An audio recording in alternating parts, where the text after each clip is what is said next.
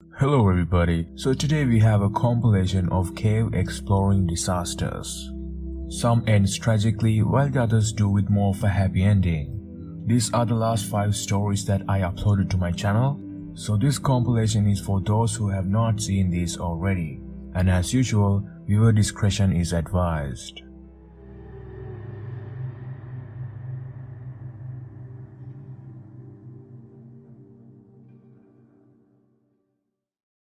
A lot of underwater caves under the legendary Blue Hole near Santa Rosa, New Mexico were closed when 2 scuba divers from Oklahoma explored and got lost inside in 1976. Their ordeal ended in death. No one wanted to see another tragedy in these caves, but unfortunately, 40 years later, history repeated itself. A few years prior to this incident, Shane Thompson became a member of the ADM Exploration Foundation, which is an organization that undertakes underwater explorations for research purposes. Shane was one of the most elite divers in the foundation. As you know, the caves under the Blue Hole are closed, so no one can enter them except for Shane and other elites who are given rare permits to explore the caves, which had been basically sealed for 40 years. You see, after those 2 divers died in 1976, a metal grate was placed at the bottom of the spring to stop divers from going too deep.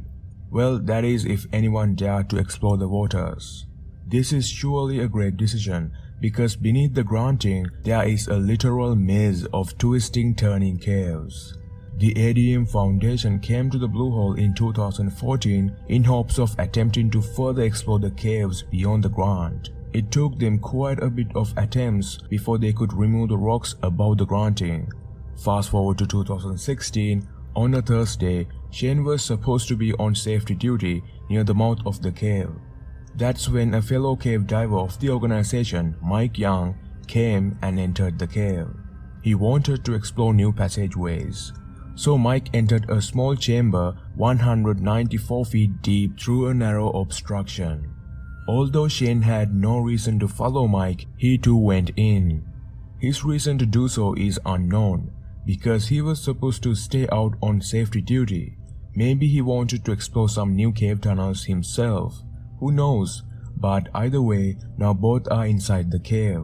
Their destination or whether they found any new cave passages are unclear. However, what led the 2 to a disaster was revealed. It started around the time they were done exploring when Mike decided to ascend. So he tried to exit the cave following a safety line, but to his bad luck, silt in the water had been stirred up quite a lot and the visibility had gotten terrible. He almost couldn't see anything. His range of view was only a couple feet, maybe. However, Shane, who was still a bit far behind Mike, mistakenly had pulled the line so hard that it came out of Mike's hands. So now, Mike can't see, and to make matters worse, he doesn't have the safety line to find his way. He desperately tried feeling for the line in the dark, but it felt impossible for him to find the line that way. Just imagine closing your eyes in the water and then trying to locate a thin nylon line that is lost. Well, that would be quite the difficult challenge. Meanwhile, Shane had his own troubles. While he was following behind Mike, he had gotten cramped into an extremely narrow passage with Mike. You see, as Mike couldn't see, at the time he was in a small passage that cannot fit more than 1 person, and Shane swam right into it. At this point, the 2 are about 35 meters deep in the cave. They panicked a bit, but as they struggled, they freed themselves. But this is when everything went downhill. In the rush of trying to free themselves, Mike swam down to turn around while Shane continued upward the passage. The panic they felt from being stuck kind of did something to Shane. He started panicking even more and continued upward the tunnel. Along the way he got confused and lost his way. Now remember, poor visibility was not helping the situation. On top of being disoriented and confused, he couldn't see and didn't know where he was headed. He then took a wrong turn and ended up swimming further upward into the tunnel and an unmapped offshoot leading nowhere. It was a dead end. So he got trapped. The realization of him being trapped must have had a great toll on his mind. He was already distressed and agitated enough. When he also felt the pure fear of being trapped, having nowhere to go, it just only got worse from there. On the other hand, Mike, going through the same situation, was a bit less panicked, and luckily he swam down and out of the tunnel, so he was in the clear. But he knew Shane swam the wrong way. I mean, Mike was lost himself, but at least he was in a better and calmer headspace. So he decided to look for Shane before it's too late. After a desperate attempt, he himself swam into the small tunnel and finally found Shane. But it was too late by then. What Mike feared had already happened. Shane was dead. At the time of his death, he was 43 years old. He was a pro diver with 20 years of diving experience. In fact, he was a diving instructor in the Navy and had joined in the search and recovery of other divers who died after running into trouble. But even he couldn't eventually survive the wrath of the underwater environment. So his body was recovered the next day. The exact cause of his death was not mentioned, but if I had to guess, I would say it was carbon dioxide poisoning and hypoxia, because Shane panicked and was also at a decent depth. That could lead to carbon dioxide buildup in the blood and then low oxygen levels.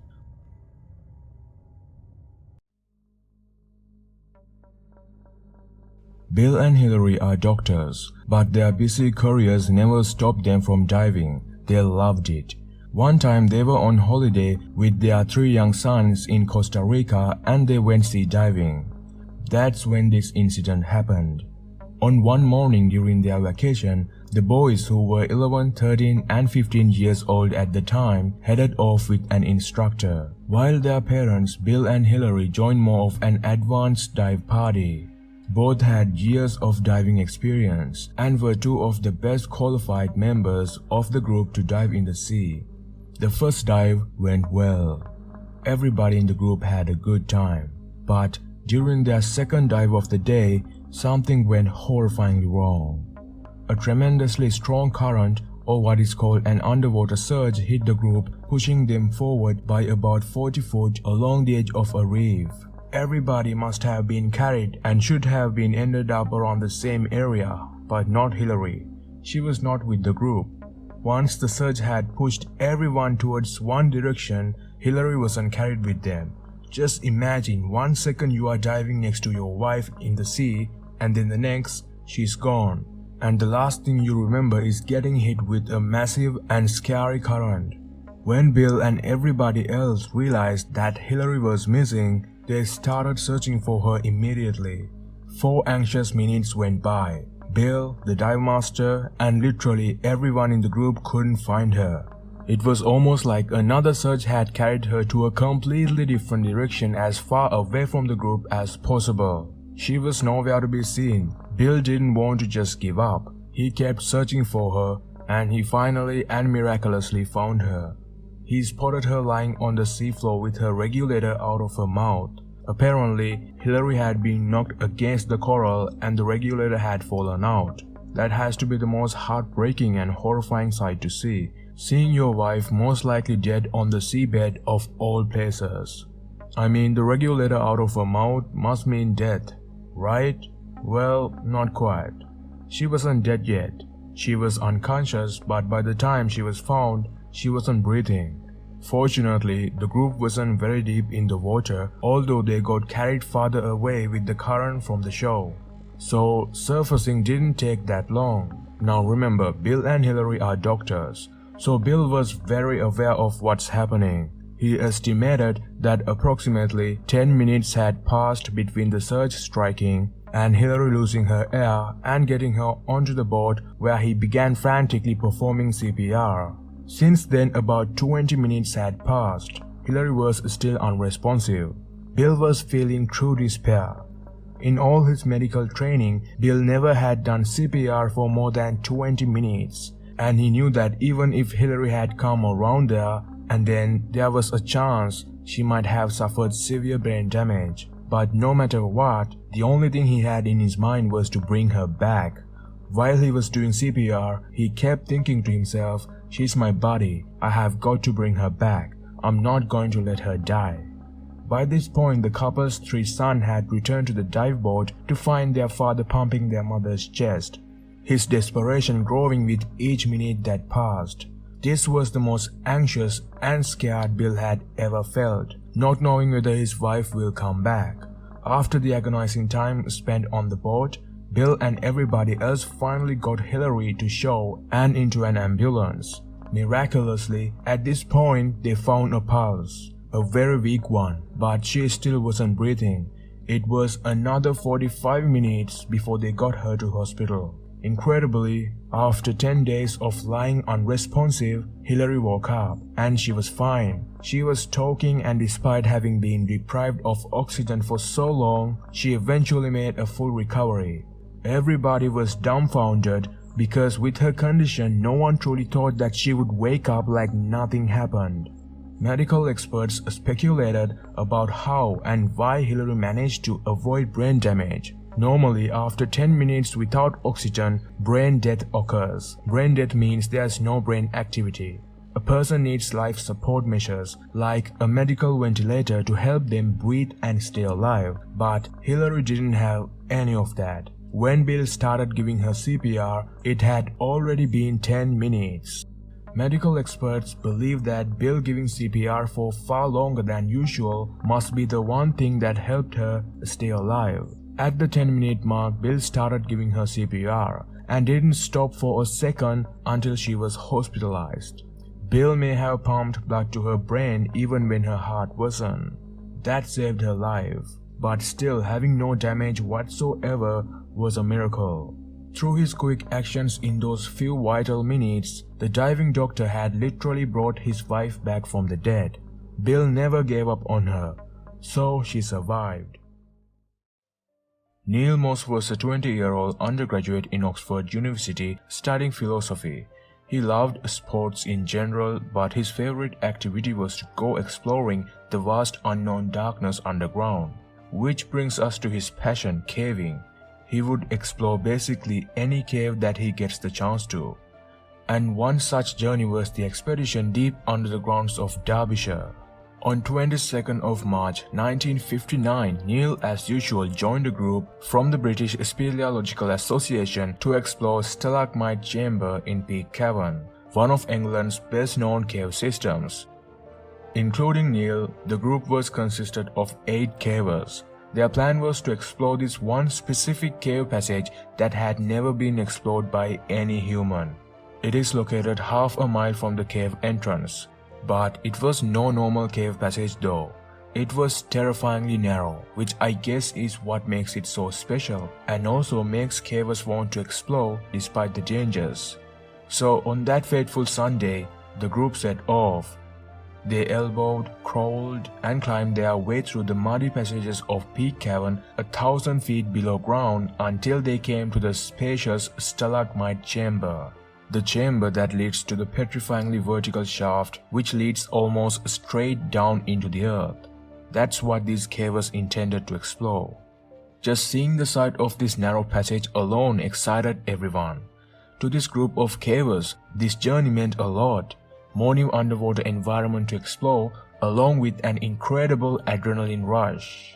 You see, being able to feel so alive while facing a risk that could quite literally end up killing you gives a certain pleasure and a gratification to a lot of cavers and even scuba divers. I guess that's what this group of cavers might also have felt. The first one to enter this passage was our main character in today's story, Neil. Despite him being 6 feet tall, he was quite slim, so to him, fitting in a narrow passage didn't feel like such a difficult task. So Neil prepared himself to enter the shaft. Meanwhile, 4 other cavers had already inspected the area and learned that the passage is about 40 feet deep with a tricky corkscrew twist in the middle. The shaft first hung slightly off vertical for about 12 feet and then it continues into the darkness. So before Neil entered the tunnel, a 75 feet long ladder was lowered down the hole in case the shaft continued down even more than 40 feet. Because remember, No one had explored this hole before, so no one knows how far down it actually goes. So with that, Neil finally entered the shaft at around 3:30 p.m. So now Neil was passing down, and when about 30 seconds or so passed, he quickly realized that making his way through this tunnel is definitely not as easy as he thought. He might have underestimated it.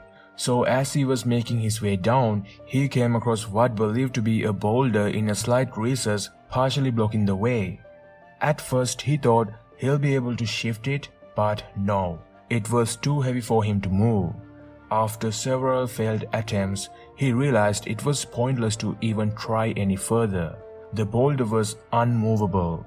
The team was watching this ordeal and quickly learned that Neil is stuck and cannot go past the boulder. So they dropped a rope down to hoist him back up.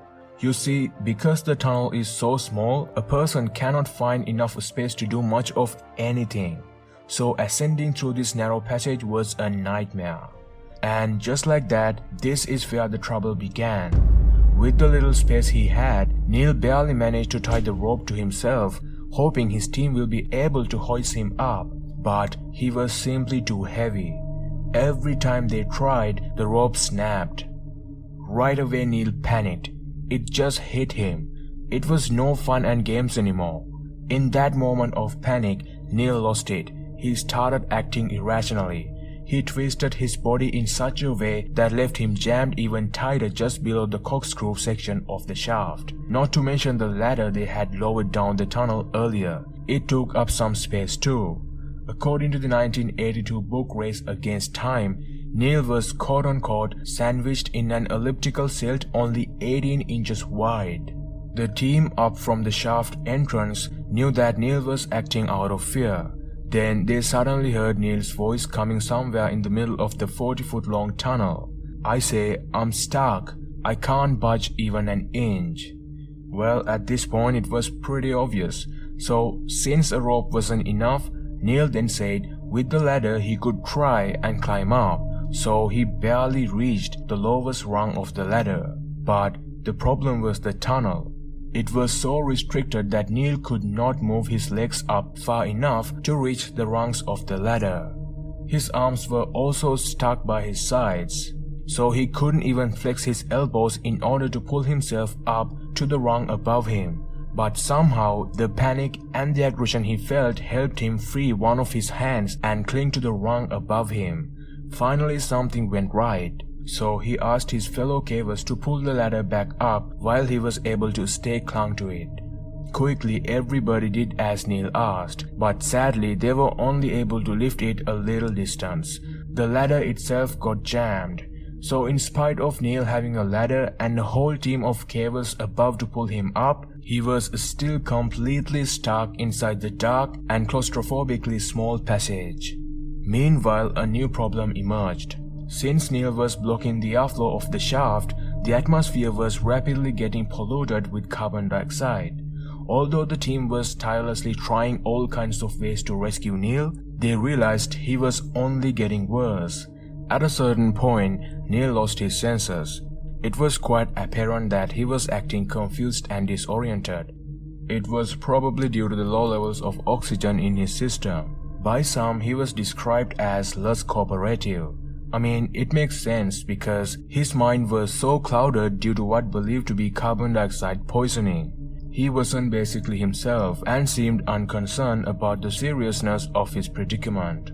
In fact, a few even suggested that they go out for a bit and have a bite to eat, which most of the other cavers strongly disagreed to do.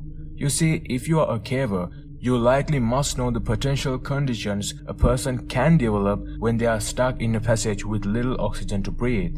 So Neil acting confused should have been seen as a sign of his worsening health condition. But that didn't seem to be happening with those few cavers who suggested to go and take a break. Though, like I said, not all of Neil's fellow cavers thought that way. They spent hours trying. They never even considered giving up on him. But not even they were an exception to carbon dioxide poisoning. Not only Neil, but now everybody up on the shaft entrance also began suffering from carbon dioxide poisoning. 3 cavers already lost consciousness. The situation has gotten more deadly now, which raised the alarm to alert a rescue team. Immediately, a team of rescuers were called in to the location of the accident. Rescuers arrived at the location of the shaft. With them, they had brought oxygen tanks, which helped treat all 7 cavers at the shaft entrance, and that included the ones that passed out. Meanwhile, at around 12:30 am, a particularly thin oxygen tank was sent down the tunnel to Neil. By this point, Neil himself also looked unconscious, so that didn't work out. By now it was midnight, and after spending a decent amount of time, the rescuers themselves started suffering from the foul air. So from time to time, they had to keep returning to the surface, which became extremely inconvenient. The focus must be to save Neil, but it got very difficult.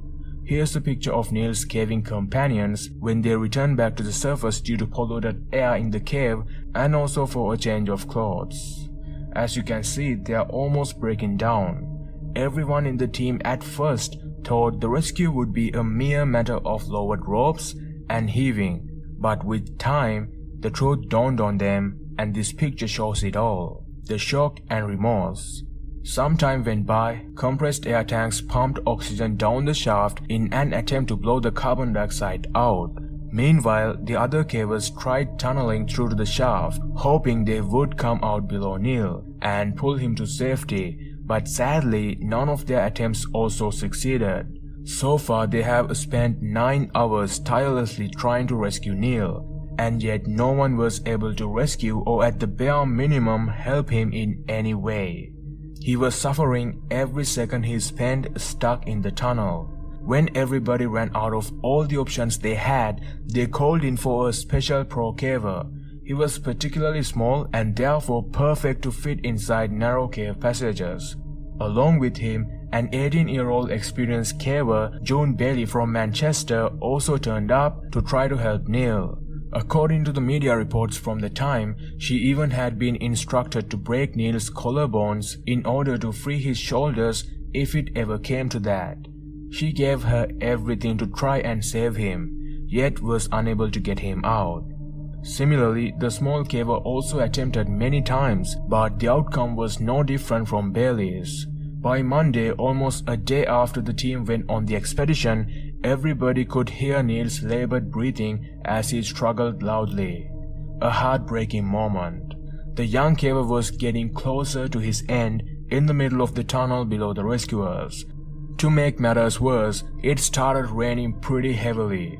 There were obvious dangers of flooding in the cave system, and everybody was forced to abandon the rescue operation temporarily. After a while, when raining stopped and the danger of a flash flood was over, everybody crawled back through the extremely muddy tunnels into the chamber and to the entrance of the shaft where Neil was stuck in. When they returned, they could no longer hear Neil breathing. It meant only one thing. Neil had passed away all alone down in that chamber and inside its nightmarishly small tunnel. An RAF doctor later declared the young caver dead in the early hours of Tuesday morning in spite of not being able to see the body.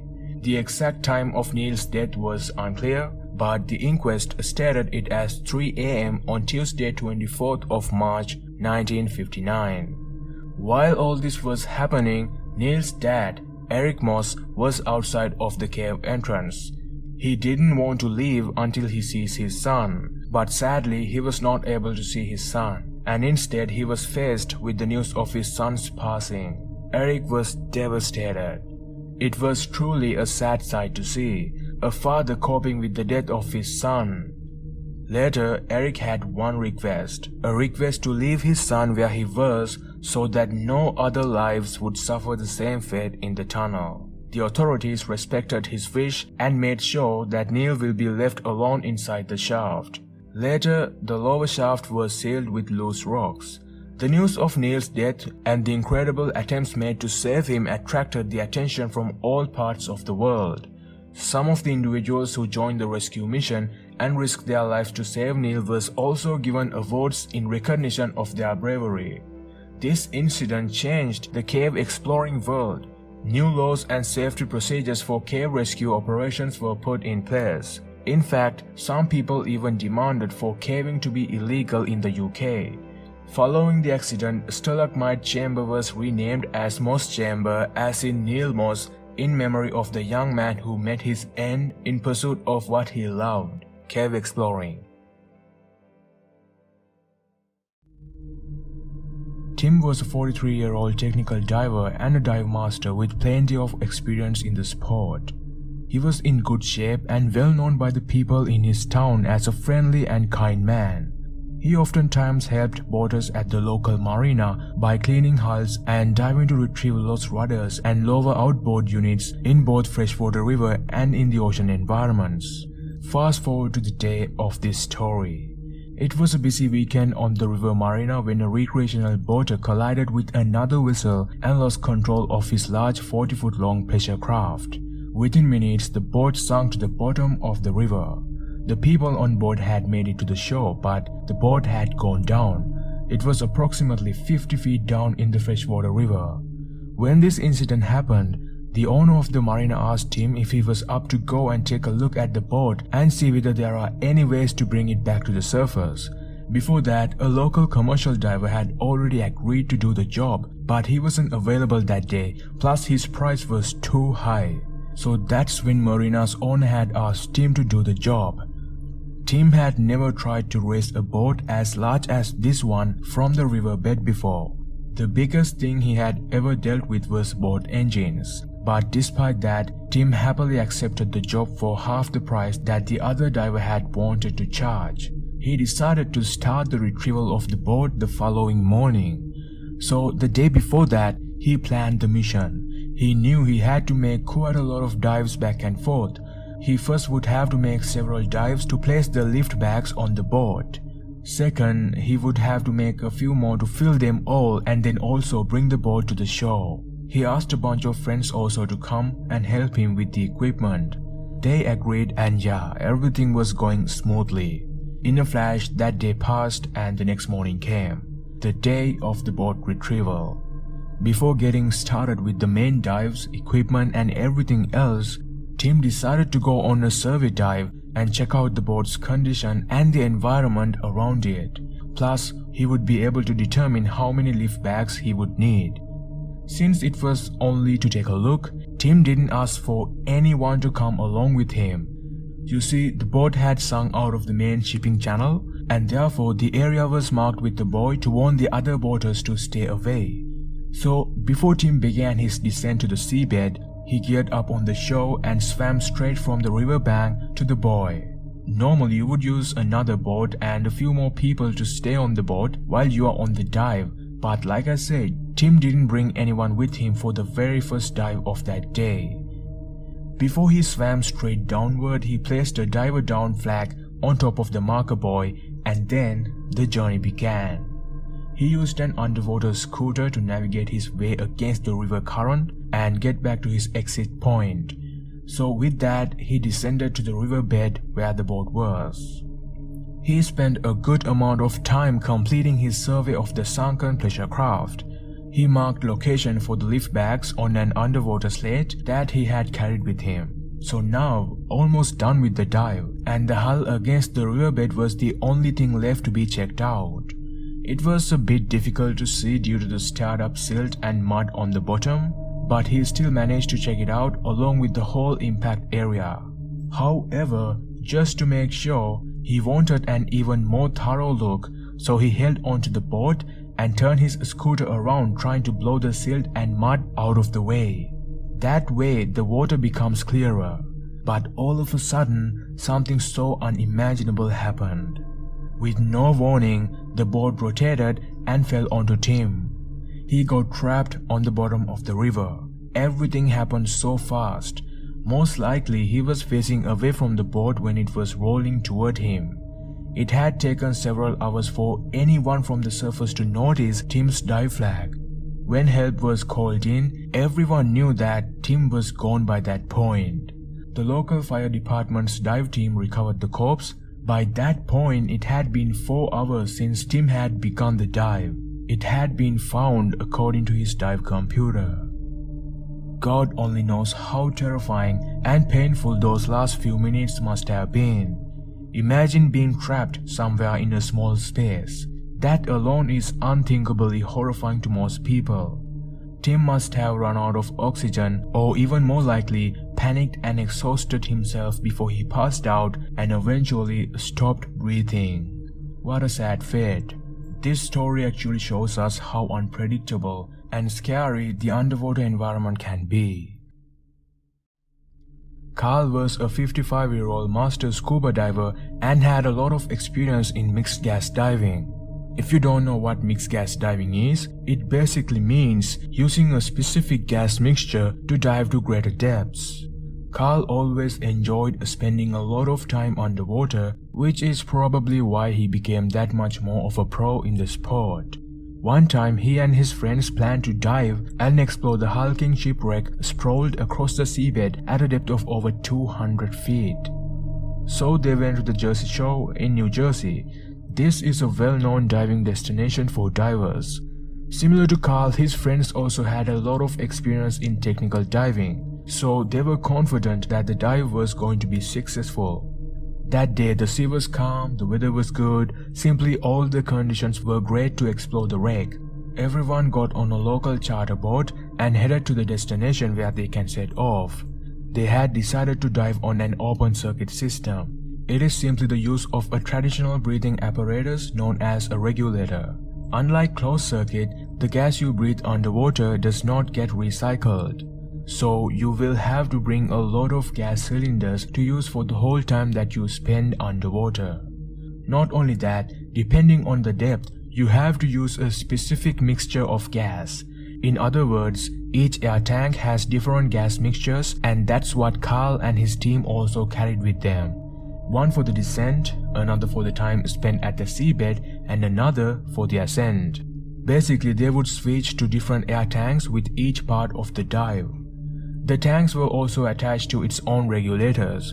In technical diving, open circuit system is not used as frequently as the closed circuit, but with the experience Carl and his friends have, they probably can manage. So with that, everybody got to the location via the boat and then they set off. About halfway into the dive, something went wrong. Carl quickly swam to his buddy in a rush and pointed to his regulator. His buddy was shocked at what he saw. Carl's regulator was out of his mouth and free-flowing. Carl then pointed over his shoulders, signaling to his friends to turn off the valve connected to the tank with the malfunctioning regulator. His buddy quickly shut the valve, but that wasn't enough. On Carl's end, he wasn't quick enough. He couldn't immediately switch to his backup regulator on his other tank. The situation went from 0 to 100 in a matter of seconds. Carl panicked. The friend who was closest to Carl tried to give his extra regulator, but Carl was out of it. He seemed to have given up. He looked at the new regulator he was given as if it was also malfunctioning. Panic leads to carbon dioxide poisoning, and that makes you lose all your senses. You then act irrational. The friend who earlier tried to give the regulator could see the true panic in Carl's eyes. All of Carl's other friends also knew what was happening, and yet they couldn't do anything. You see, by this point, the group was at a decent depth. If they were to turn back and rush to the surface, they all could die, because they had mandatory decompression stops and therefore could not ascend directly to the surface even in an emergency. That means during the ascent, every diver must stop a few times along the way to decompress. Otherwise, they would develop a condition called decompression sickness and face a lot of fatal consequences. So due to that, everyone was helpless, not being able to do anything. And just like that, right before their eyes, Carl lost his consciousness. His friend tried to force the regulator into his mouth, but seconds later, the friend also knew that Carl wasn't breathing and that the regulator was of no use at that point. Nonetheless, they couldn't just do nothing. They wanted to do something, so they made the decision to at least try. And what they did was interesting. They added air to Carl's dry suit and jettisoned some of his weights to make him positively buoyant. That was the only way to send Carl to the surface as quickly as possible. If the boat crew spot him floating on the water, they could try resuscitating him. At least that was the plan. And just like that, it worked. The boat crew spotted Carl on the surface and brought him on board, but their attempts to save him were unsuccessful. An unfortunate turn of events. See, nothing significant or hazardous happened. It was just a little mistake that led Carl to his death. All the training, experience and knowledge he had in the sport weren't enough. So that day, Carl passed away.